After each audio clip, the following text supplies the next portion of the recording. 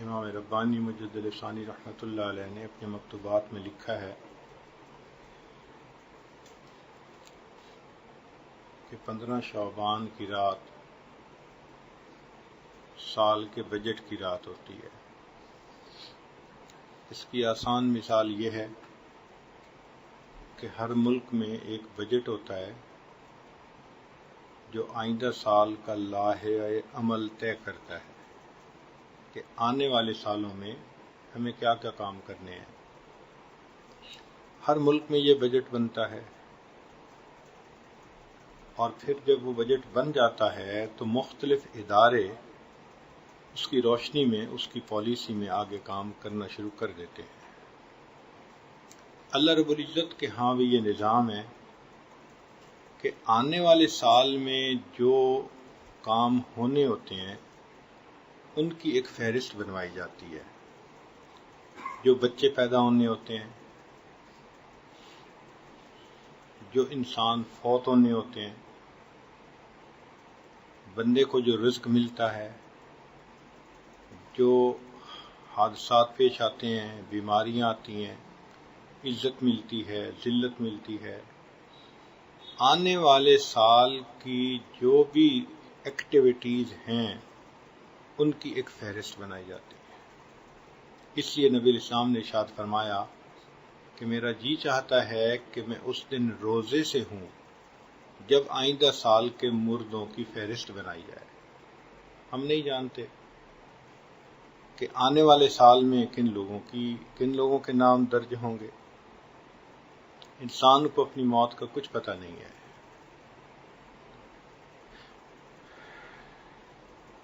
تو ایک تو آنے والے سال کی بجٹ کی رات۔ اب اگر غور کریں تو ہماری جتنی پریشانیاں ہیں وہ انہی سے متعلق۔ کسی عورت کے ہاں اولاد نہیں، وہ بھی رزق میں شامل۔ کسی انسان کی شادی نہیں ہو رہی تو بیوی کا ملنا بھی رزق میں شامل۔ کسی کو جاب نہیں مل رہی، جاب ملنا رزق میں شامل۔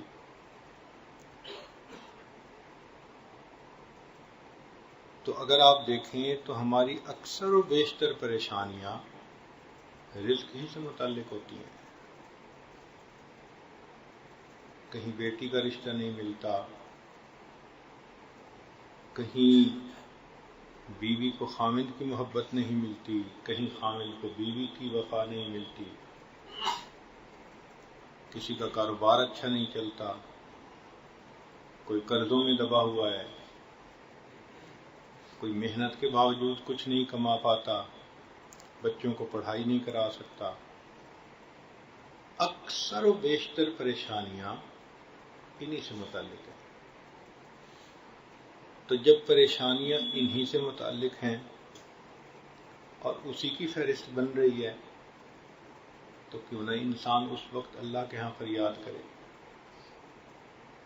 پھر یہ فہرست جب بننی شروع ہو جاتی ہے تو اللہ رب العزت نے ایک کرم کیا کہ بندوں کو موقع دے دیا مانگنے کا۔ اگر اللہ تعالیٰ چاہتے تو ایک ہی رات میں فیصلہ ہو کے کام ختم ہو جاتا، مگر نہیں، بندوں کو موقع دے دیا کہ تم اپنی پریشانیاں اپنے رب کے حضور پیش کرو، اپنی بیماریوں کی شفا مانگو، مصیبتوں سے پناہ مانگو۔ تم مانگو، اللہ کے خزانے کے در کھلے ہیں۔ تو اس کے لیے اللہ تعالیٰ نے ہمیں ایک لمبا وقت دیا۔ کتنا؟ 27 رمضان کی رات تک۔ 27 رمضان کی رات تک یہ فیصلے مکمل ہو جاتے ہیں اور پھر وہ فہرست فرشتوں کو ایگزیکیوشن کے لیے آگے فارورڈ کر دی جاتی ہے۔ اسی لیے رمضان مبارک کی اہمیت بھی بہت زیادہ، برکتوں اور رحمتوں کا مہینہ۔ اللہ تعالیٰ نے کرم کیا کہ میرے بندو تم بھوکے پیاسے رہو، تمہیں اجر ملے گا، تمہارے دلوں میں نور آئے گا، تمہارا دھیان میری طرف ہوگا، تم مجھ سے مانگو گے میں تمہیں دوں گا۔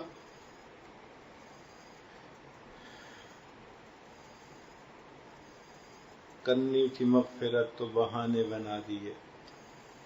اللہ رب العزت چاہتے تھے کہ بندوں کو بخشوں، تو ہمیں 1 مہینے سے زیادہ کا وقفہ دیا گیا، 40 دن سے زیادہ کا۔ یہ آج کل کے دن اور راتیں، ان میں بجٹ تیار ہو رہا ہے۔ تو بجائے اس کے کہ ہم مخلوق کے سامنے دھکے کھائیں اور ہاتھ پھیلائیں اور مخلوق کی طرف نظر جمائیں، کیوں نہ ہم اپنے رب سے مانگیں۔ جب وہ پروردگار دینا چاہتا ہے تو ہم کیوں نہ اس سے لیں جو دے کے خوش ہوتا ہے۔ عجیب بات یہ ہے، اللہ تعالیٰ دے کے خوش ہوتے ہیں، بندہ لے کے خوش ہوتا ہے، تو پھر اللہ سے مانگے۔ اس لیے آج کل کے دن رات اہمیت کے حامل ہیں۔ ان دن راتوں کو ایسے غفلت میں نہیں گزارنا چاہیے، بلکہ مانگنا چاہیے۔ اور ہمارے پاس 27 رمضان کی رات تک کا وقفہ ہے۔ جتنا مانگیں گے اللہ تعالیٰ اتنا ہی انسان کے ساتھ خیر کا معاملہ کر دیں گے۔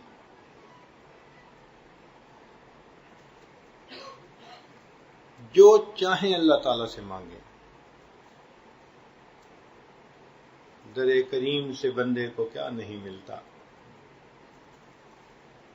تو یہ مانگنے کا وقت ہے، متوجہ اللہ ہونے کا وقت ہے، اپنے گناہوں کی معافی مانگنے کا اور اللہ کی نعمتوں کو مزید مانگنے کا وقت ہے۔ تو ہمارے پاس 27 رمضان تک کا یہ وقت موجود ہے، اس میں دعائیں مانگیں۔ پھر اللہ تعالیٰ نے عجیب فضل فرمایا کہ بتا بھی دیا کہ روزہ دار افطار کے وقت جو دعا مانگتا ہے اللہ تعالیٰ دعا قبول فرما لیتے ہیں۔ کل یوم و لیلۃ دعوۃ مستجابہ، رمضان شریف کے ہر دن میں اور ہر رات میں اس کی دعا قبول ہوتی ہے۔ اب سوچئے کتنی اللہ نے مہربانی کر دی، دعا قبول کرنے کی بھی خوشخبری دے دی۔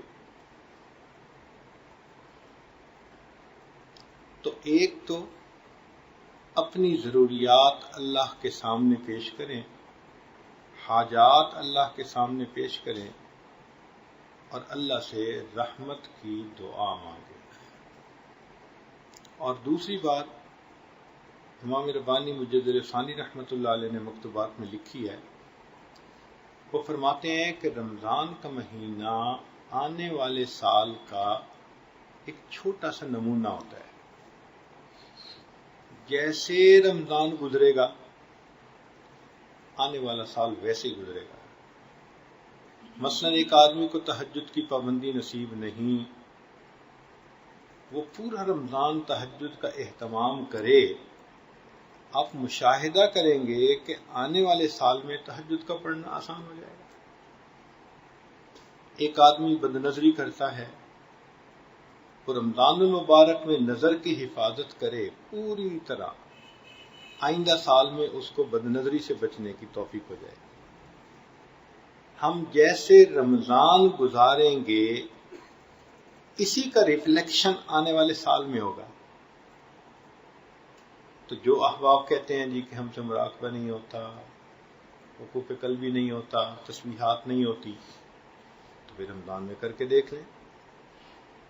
1 مہینے کی پابندی کریں، بقیہ 11 مہینے اللہ کی مدد شامل حال ہو جائے گی۔ تو یہ نمونہ سپیسیمن ہم نے بنانا ہے، اور اللہ نے اس سپیسیمن کے مطابق آئندہ 11 مہینوں کی توفیق دے دینی ہے۔ اب ہم نے توفیق ہی نہیں مانگی تہجد کی، تو گلہ کس سے بھائی؟ ہم نے جھوٹ بچنے سے پناہ ہی نہیں مانگی اللہ کی، ہم نے تکبر سے، حسد سے، کینہ سے دعائیں نہیں مانگی، تو پھر گلہ کس بات کا؟ تو اس لیے رمضان المبارک ہم ایسے گزاریں کہ جیسے ہم چاہتے ہیں کہ پوری زندگی ایسے گزرے، اس کا سکیڈول بنا لیں۔ حضرت شیخ حدیث مولانا زکریا رحمۃ اللہ علیہ کے حالات میں لکھا ہے کہ رمضان میں وہ کسی سے فالتو بات ہی نہیں کرتے تھے، تو ان کے ایک دوست نے کہا کہ میاں رمضان تو ہمارے ہاں بھی آتا ہے لیکن تمہاری طرح بخار کی طرح نہیں آتا، تمہارے اوپر تو بخار چڑھ گیا ہے۔ تو واقعی رمضان المبارک بخار کی طرح آنا چاہیے، بندے پہ بخار چڑھ جائے۔ تو آپ ان آنے والے ایام کا اندازہ لگائیں کہ ان کی اہمیت کتنی ہے۔ ایک تو بجٹ آنے والے سال کا، اور دوسرا آنے والے سال میں جو اعمال کی توفیق ہے اس کا اسپیسیمن ہم رمضان شریف میں بنا لیں گے۔ جو رمضان میں جھوٹ بولا، نظر کی حفاظت نہ کی، غیبت کی، تو آنے والے سال میں کیسے گناہوں سے بچے گا؟ اور ویسے بھی سوچنے کی بات ہے کہ حدیث پاک سے ثبوت ملتا ہے کہ رمضان مبارک آنے سے پہلے جبریل علیہ السلام آتے ہیں اور شیاطین کو ہتکڑیاں لگا کر قید کر دیتے ہیں تاکہ امت محمدی صلی اللہ علیہ وسلم کے روزہ داروں کے روزے کو خراب نہ کر سکیں۔ اب اگر شیاطین بڑے بڑے تو قید ہیں، پھر رمضان میں کوئی گناہ کرتا ہے تو وہ کیوں کرتا ہے؟ بھئی شیاطین تو قید ہو گئے۔ تو اس کا جواب یہ ہے کہ یا تو وہ جو چھوٹے چھوٹے شتونگڑے ہوتے ہیں اس کے لیے وہی کافی ہے، اس کو بہکانے کے لیے، بھٹکانے کے لیے بڑوں کی ضرورت ہی نہیں، چھوٹے چھوٹے ہی کافی ہیں۔ اور بعض نے فرمایا کہ نہیں، جس طرح لوہے کو بھٹی سے نکالیں تو نکالتے ہی ٹھنڈا نہیں ہو جاتا، وہ آدھا گھنٹہ گرم رہتا ہے، ہاتھ نہیں لگتا اس کو۔ تو جو نفس گناہوں کی بھٹی میں پڑا ہوا تھا، اگر کوئی بندہ اس کو رمضان میں نکال بھی لے تو رمضان میں بھی اس کی حرارت محسوس ہوتی رہتی۔ اسی طرح جو گناہوں میں ڈوبے ہوتے ہیں ان کو رمضان میں بھی نفس کی شرارت معلوم ہوتی رہتی۔ ایک چیز تو کنفرم ہو گئی نا کہ رمضان المبارک میں جو گناہ کرتے ہیں تو اس میں بڑے شیاطین کا ہاتھ نہیں ہوتا، نفس کا ہی دخل ہوتا ہے۔ تو گویا یہ ہماری روحانی بیماریوں کا لٹمس ٹیسٹ ہو گیا۔ کوئی بندہ دیکھنا چاہے نا کہ میری روحانیت کتنی ہے، تو اس کے لیے ہمارے لیے آسان ہے اس کو چیک کرنا۔ اگر روحانیت بنی ہوگی تو گناہوں سے محفوظ ہوگا، اور اگر روحانیت نہیں بنی ہوگی تو کیا ہوگا؟ جیسے رمضان کے علاوہ گناہ کرتا تھا، رمضان میں بھی گناہ کرے گا، اس لیے کہ من جو اندر سے ناقص ہے۔ تو رمضان کے گناہ بہت زیادہ نقصان دہ ہیں کیونکہ وہ نفس کی شرارت کی وجہ سے ہوتے ہیں، نفس کی خباثت کی وجہ سے ہوتے ہیں۔ اتنی برکتیں ہیں رمضان میں کہ تھوڑا سا بھی کوئی توجہ کر لے تو بخش دیتے ہیں۔ نبی علیہ الصلوۃ والسلام نے ایک قبیلے کا نام لیا جو مدینہ طیبہ میں بکریاں پالنے میں بڑا مشہور تھا۔ بنی کلب اس کا نام تھا قبیلے کا۔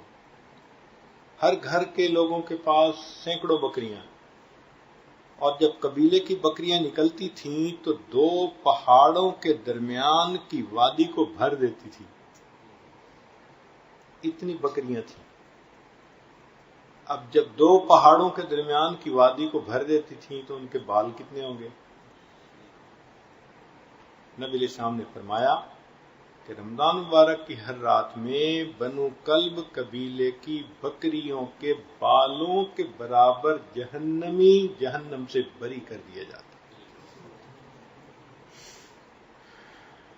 تو جب رحمت کا دریا یوں بہہ رہا ہو تو ہمیں فائدہ اٹھانا چاہیے. اس لیے جو رمضان میں بھی اپنے گناہوں کی بخشش نہ کروائے تو وہ تو بدبخت ہے سیدھا سیدھا. دیکھیں نا، ماں بچے سے محبت کرتی ہے، کوئی اس کے بیٹے کو گالی دے کے تو دکھائے، کیسے شیرنی کی طرح پڑ جائے گی، تو ہوتا کون ہے میرے بیٹے کو گالی دینے والا. برداشت نہیں کر سکتی کہ میرے بچے کو یہ لفظ کیسے بولا. تو محبت لفظ سننے نہیں دیتی کہ اگر ماں کے سامنے اس کے بیٹے کو کوئی گالی دے. لیکن جب ماں کا دل دکھی ہوتا ہے، نا امید ہوتا ہے، ٹوٹا ہوا ہوتا ہے، پھر اگر کوئی اس کے سامنے گالی دیتا ہے نا اس کے بچے کو، تو وہ پھر اس کا دل بھی اس پر آمین کہہ رہا ہوتا ہے. او بہو یہی صورت کہ جبریل علیہ السلام آئے، دعا مانگی، برباد ہو جائے وہ شخص جس نے رمضان کا مہینہ پایا اور اپنی مغفرت نہ کروائی. اور اللہ کے نبی صلی اللہ علیہ وسلم نے یہ بات سن کر فرمایا آمین. اس کا مطلب ہے رمضان میں عبادت کی کوشش نہ کرنے والے سے اللہ کے حبیب صلی اللہ علیہ وسلم کا دل کتنا دکھی ہوتا ہے، کتنا دل ٹوٹتا ہے اس سے کہ ایسا رحمت کا مہینہ اور پھر غفلت.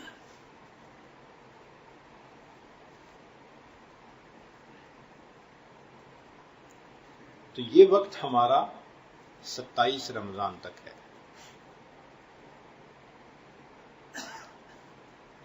اب رمضان مبارک میں اللہ کے بندے عبادت کرتے ہیں، نیکی کرتے ہیں، تو ایک دستور ہے کہ مزدور کو مزدوری کا اجر ملتا ہے.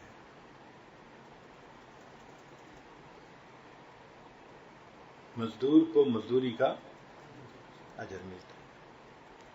اور آپ نے دیکھا ہوگا کہ جب کوئی نمایاں کام کرتا ہے تو انعام دینے کے لیے اس کو پریزیڈنٹ ہاؤس بلاتے ہیں اور پرائم منسٹر ہاؤس بلاتے ہیں کہ جی آپ کو فلاں میڈل دیا جائے گا، آپ کو انعام دیا جائے گا.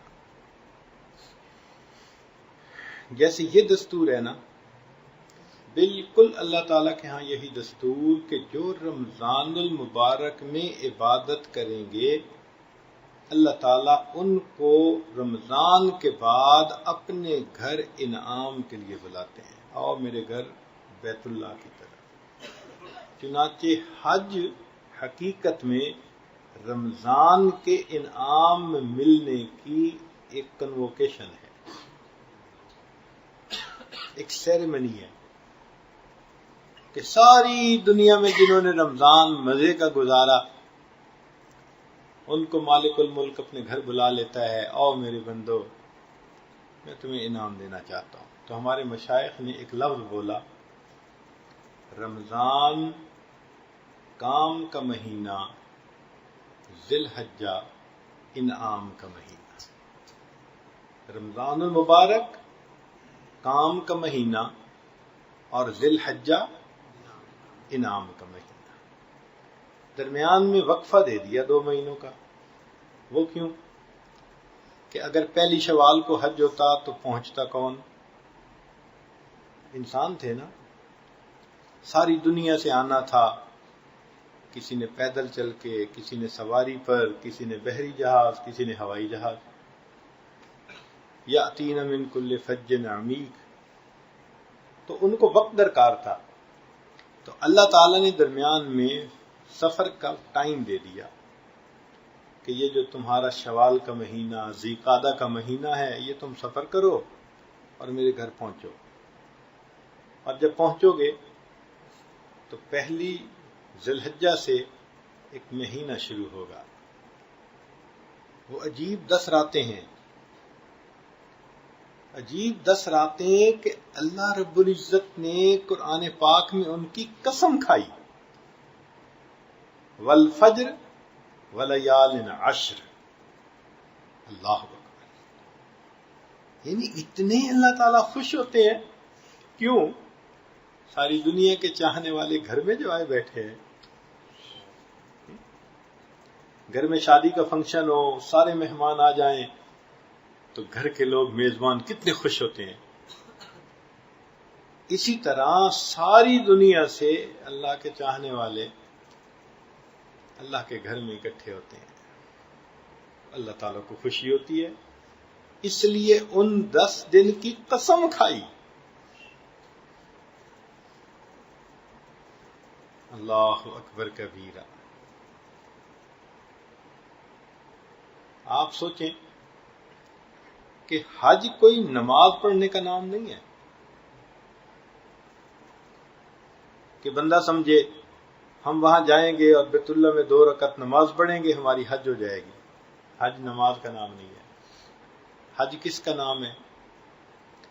میدان عرفات میں 9 ذی الحجہ کو ظہر سے لے کے مغرب کے درمیان تک جو بندہ پہنچ گیا احرام باندھ کے، اس کا گویا حج ہو گیا. یہ وقوف اعظم ہے حج کا، رکن اعظم ہے حج کا. اگر نماز ہوتی تو کتنے لوگوں کے وضو ہی نہ ہوتے، اور کئی ہم جیسے کمزور وضو کرتے پھر رہے ہوتے، اور کئی عورتیں اتنے سفر کر کے وہاں جاتی اور ان کو نماز ہی نہ پڑھنی ہوتی تو ان کے تو حج ہی نہ ہو سکتے.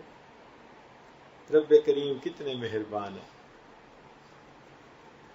حتیٰ کہ بیمار بندہ اور بے ہوش بندہ بھی اگر عرفات میں پہنچ جائے تو اس کا بھی وقوف ہو جاتا ہے. وہ کتنے مہربان پروردگار ہیں. مانگو. چنانچہ نبی علیہ الصلوۃ والسلام نے ارشاد فرمایا کہ میں نے شیطان کو اتنا ذلیل ہوتے کبھی نہیں دیکھا. یا تو بدر کے دن دیکھا تھا، ذلیل ہو گیا تھا، اور یا پھر میں نے اس کو دیکھا کہ عرفات کے دن جتنا شیطان ذلیل ہوتا ہے اتنا کبھی نہیں ہوتا. چیختا ہے، چلاتا ہے، مٹی سر میں ڈالتا ہے، میری سالوں کی محنت ضائع ہو گئی. اور اللہ رب العزت بندوں کو معاف کر دیتے ہیں.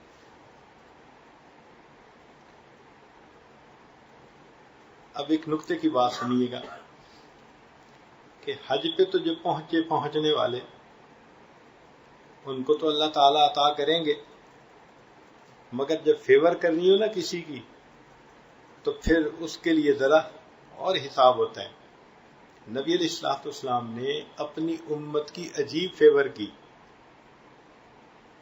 کیا کہ نبی علیہ السلام نے ایک دعا مانگی، اللہ حاجی کی بھی مغفرت فرما، اللہ حاجی کی بھی مغفرت فرما، اور جس کی مغفرت کی حاجی دعا کرے اس کی بھی مغفرت فرما. قیامت تک کے لیے جتنے حاجی ہوں گے ان کی دعاؤں پر نبی علیہ السلام کی دعا کا سایہ ہے.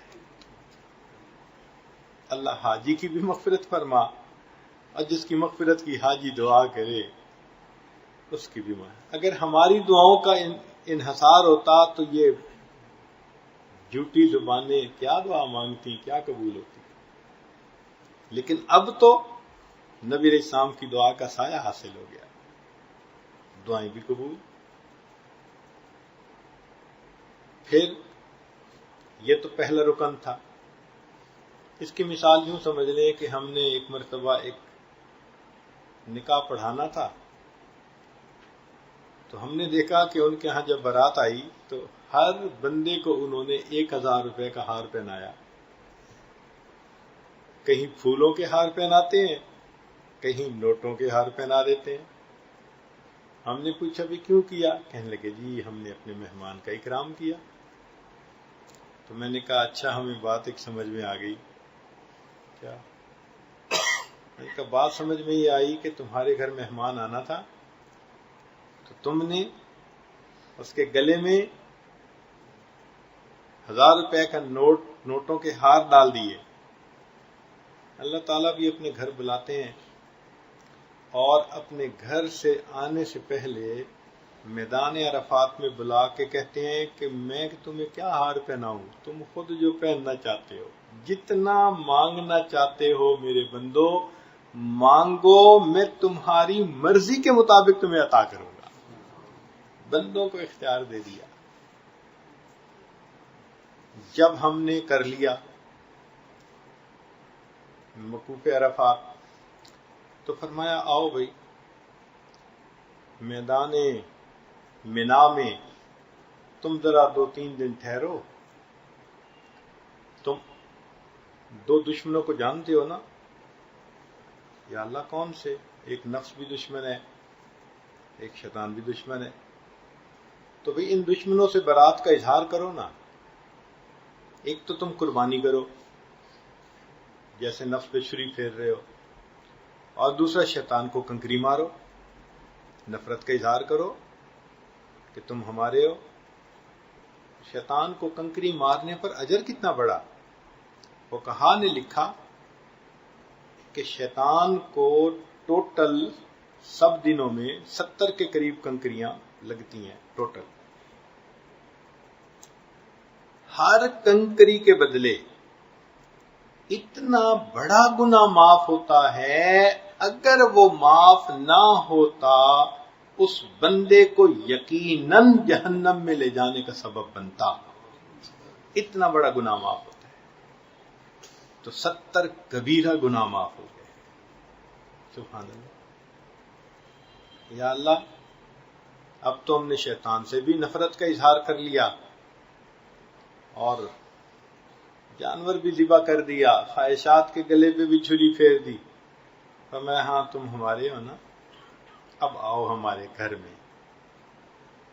کیا کام رہ گیا؟ فرمایا تم نے ہمارا دیدار نہیں کرنا، ہم سے ملاقات نہیں کرنی. اس لیے اس طواف کا نام بھی طواف زیارت رکھا گیا. آنکھ والا تیرے جوبن کا تماشا دیکھے، دیدہ ایک اور کو کیا آئے نظر کیا دیکھے. تو یہ طواف زیارت حقیقت میں رمضان کا انعام ہے. تو یہ سٹوری شروع ہوتی ہے 15 شعبان سے اور اس کا عروج ہوتا ہے طواف زیارت کے اوپر. پھر طواف زیارت کے بعد جتنے دن رہنا ہے رہو، طواف وداع کرو، پھر اپنے گھروں کو جاؤ. سبحان اللہ. اللہ تیری شان. تو رمضان المبارک کام کا مہینہ اور ذی الحجہ انعام کا مہینہ. یہ وجہ تھی کہ اللہ کے حبیب صلی اللہ علیہ وسلم رمضان المبارک کے آنے کا انتظار فرماتے تھے. 2 مہینے پہلے سے دعا مانگتے تھے، اللہم بارک لنا فی رجب و شعبان وبلغنا رمضان. تو بھئی 2 مہینے پہلے سے دعا مانگ رہے ہیں تو نبی علیہ السلام اہمیت جانتے ہیں نا کہ رمضان کی اہمیت کیا ہے. تو آپ رمضان میں خوب محنت کریں. 1 مہینہ ہے نا، 1 مہینے میں انسان اگر گناہوں کو کرنا چھوڑ دے تو کون سا مشکل کام ہے. آئندہ پھر اللہ توفیق دے دیتے ہیں، چھڑوا دیتے ہیں. اس لیے یہ ہماری زندگی کا اہم مہینہ ہے. ہمارے اسلاف جب ایک دوسرے کا تذکرہ کرتے تھے نا تو کسی کی فضیلت کو بیان کرنا ہوتا وہ کہتے ہو وہ تو اپنی زندگی کے 45 رمضان گزار چکا ہے.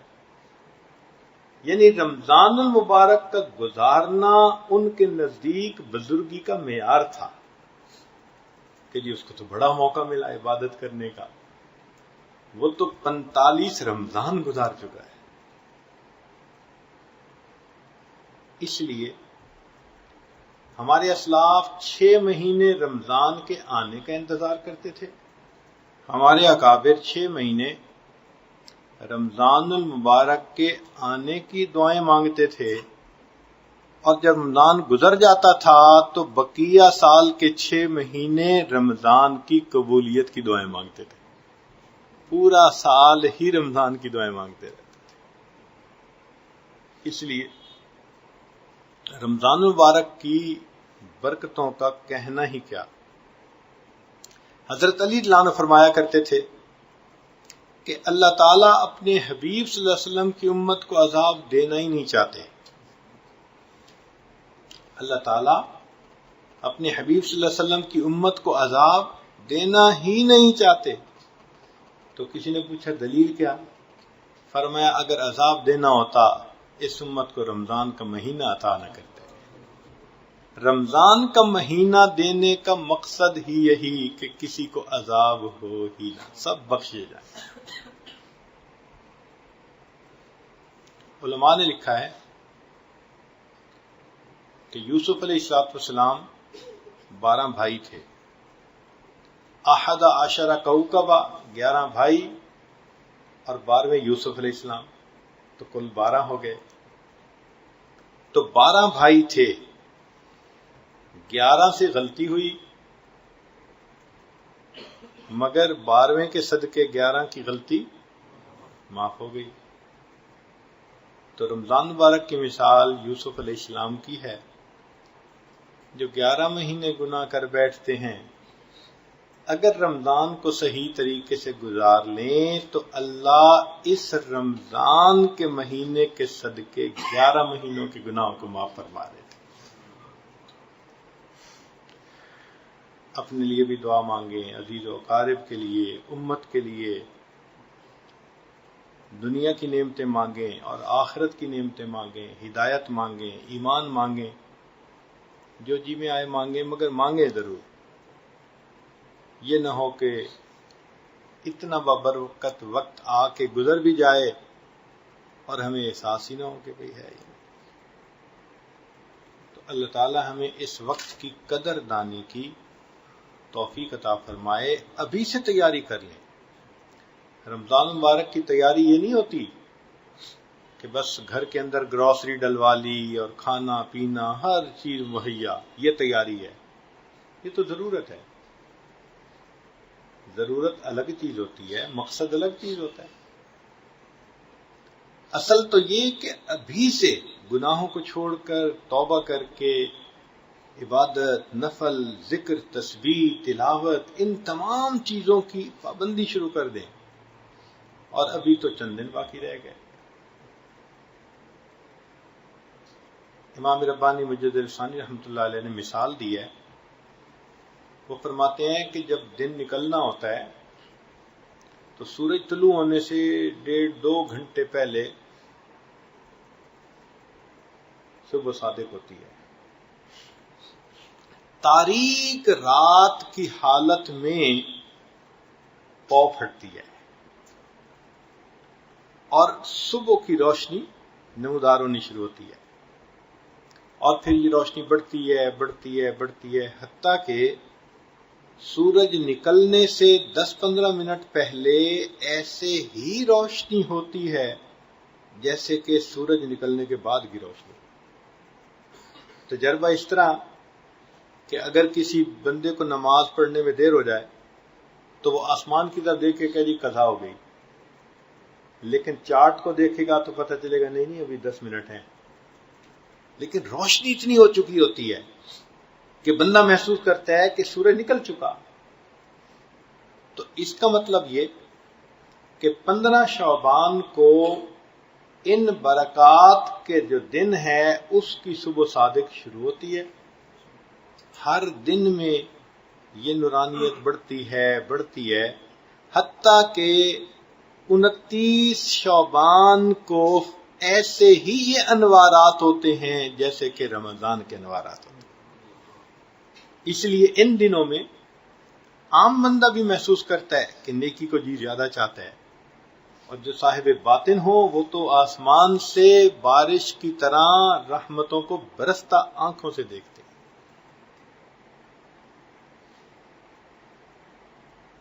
تو بس اتنی بات کہنی تھی کہ ہم اس نعمت کی قدردانی کریں، اللہ سے مانگیں۔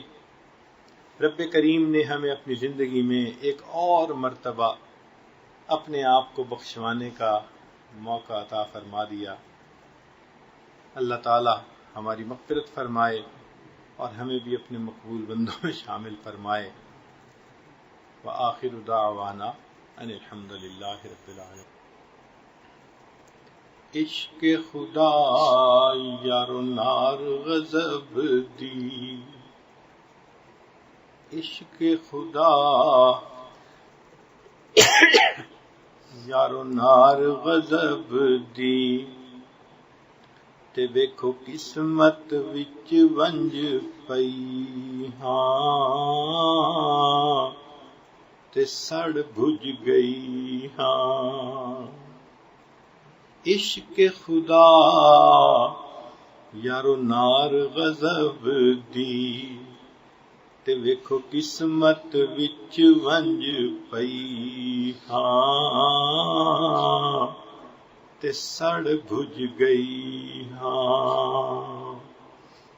عشق خدا یارو نار غضب دی، تے ویکھو قسمت وچ ونج پئی ہاں، تے سڑ بھج گئی ہاں۔ چولا برکا صبر دا میرے، تے ہو گیا تھیاں تھیاں، تے چپ کر گئی ہاں۔ ماں پیو ویر وی یاد نہ میں کوں، تے اتے تانے دیون سیاں، تے سیندی رہی ہاں۔ ماں پیو ویر وی یاد نہ میں کوں، تے اتے تانے دیون سیاں، تے سیندی رہی ہاں۔ غلام فریدا اے آکھ سجن نو، میں تا در تیڑے تے پئی ہاں، تے جے ہو جئی ہاں۔ غلام فریدا اے آکھ سجن نو، میں تا در تیڑے تے پئی ہاں، تے جے ہو جئی ہاں۔ غلام فریدا اے آکھ سجن نو، میں تا در تیڑے تے پئی ہاں، تے جے ہو جئی ہاں۔ لا الہ الا اللہ۔ دعا کر لیجئے۔ سبحان ربی العلی الوہاب، اللہم صلی علی سیدنا محمد وعلی آل سیدنا محمد وبارک وسلم۔ اے کریم آقا، ہم آپ کے عاجز مسکین بندے ہیں، ہمارے گناہوں کو معاف فرما، خطاؤں سے درگزر فرما، عیبوں کی پردہ پوشی فرما۔ اللہ ہماری نگاہوں کو پاک فرما، دلوں کو صاف فرما، سینوں کو اپنی محبت سے لبریز فرما، اپنے عشق کی آتش ہمارے سینوں میں پیدا فرما، ہمارے انگ انگ سے اپنے ذکر کو جاری فرما، روئے روئے سے اپنے ذکر کو جاری فرما، ہڈی ہڈی بوٹی بوٹی میں اپنی محبت پیدا فرما۔ اے کریم آقا، آپ نے ارشاد فرمایا وَأَمَّا السَّائِلَ فَلَا تَنْهَرْ، سوالی کو انکار نہ کرو۔ اللہ ہم بھی تو آپ کے در کے سوالی ہیں، اللہ آپ بھی انکار نہ فرمائیے، ہماری دعاؤں کو رد نہ کیجیے، اللہ ان دعاؤں کو پھٹے کپڑے کی طرح منہ پہ نہ مار لیجیے۔ میرے مولا، ہم نے ہاتھ اٹھائے ہیں، زبانیں جھوٹی ہیں، نگاہیں میلی ہیں، دل سیاہ ہیں، مگر آپ کو اپنا رب مانتے ہیں۔ اللہ سمجھتے ہیں کہ حاجت روا آپ ہیں اور مشکل کشا آپ ہیں، آپ کے در پہ حاضر ہیں۔ میرے مولا، آپ کو مدد کے لیے پکارتے ہیں۔ اللہ ہمیں گناہوں کی ذلت سے بچا دیجئے، طاعات کی عزت عطا فرما دیجئے، سر کے بالوں سے لے کے پاؤں کے ناخنوں تک اللہ ہمیں سنتوں سے سجا دیجئے، ہمارے بند کو معرفت سے منور فرما دیجئے، مشکلات کو آسان فرما دیجئے، بیماریوں کو شفا میں تبدیل فرما دیجیے۔ رب کریم ہمارے ساتھ درگزر کا معاملہ فرما دیجیے۔ اے اللہ جو مقروض ہیں قرضے کی ادائیگی کی سبیل پیدا فرما، بے اولادوں کو نیک اولاد عطا فرما، جو صاحب اولاد ان کی اولادوں کو نیکوکار بنا، فرما بردار بنا، ماں باپ کی آنکھوں کی ٹھنڈک بنا، جن گھروں میں جوان بچے بچیاں موجود ہیں ان بچوں کے مستقبل کو روشن فرما، ماں باپ کے لیے فرض ادا کرنے آسان فرما۔ اللہ ہمیں بھی بار بار اپنے گھر کا دیدار عطا فرما، قبولیت والی حاضری نصیب فرما، اپنے حبیب صلی اللہ علیہ وسلم کے در کی حاضری نصیب فرما۔ اے کریم آقا، رمضان مبارک کا مہینہ قریب آ چکا، اللہ ہمیں اس مہینے کو صحیح محبت کے ساتھ عبادت کے ساتھ گزارنے کی توفیق عطا فرما، اور اللہ پھر مزدوری پر انعام بھی عطا فرما، ہماری امیدوں سے بڑھ کر عطا فرما۔ اللہ ہمیں بھی اپنے چاہنے والوں میں شمار فرما۔ میرے مولا، عمر گزرتی جا رہی ہے، ہمیں ایمان حقیقی کی حلاوت کب نصیب ہوگی؟ سجدے کا سرور کب نصیب ہوگا؟ قرآن پاک کی لذت کب نصیب ہوگی؟